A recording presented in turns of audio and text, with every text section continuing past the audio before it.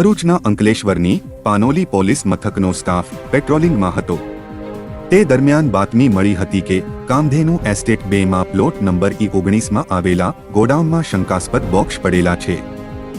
બાતમીના આધારે પોલીસે દરોડા પાડ્યા હતા। પોલીસે ગોડાઉનના માલિક વિનય સુભાષ શર્માને સાથે રાખી અંદર તપાસ કરતા તેમાંથી વિદેશી દારૂની 10,836 બોટલ મળી આવી હતી। પોલીસે 19 લાખનો દારૂ કબજે કરી તપાસ હાથ ધરી હતી। ગોડાઉન માલિક ગોડાઉનનું તાળું નહીં લગાવતા હોવાથી અજાણ્યા ઇસમ દ્વારા વિદેશી દારૂનો જથ્થો ઉતાર્યા બાદ ગોડાઉનને તાળું લગાવી જતો રહ્યો હોવાથી વિનય શર્માને શક જતા તેઓએ ગેટની બાજુની ઓફિસ ઉપરથી અંદર જોતા ઘણા બોક્સ પડ્યા હોવાથી પોલીસને જાણ કરતા બુટલેગરોએ દારૂનો જથ્થો ઉતારવા માટે માલિકની જાણ બહાર ગોડાઉનનો ઉપયોગ કર્યો હોવાનું બહાર આવ્યું હતું।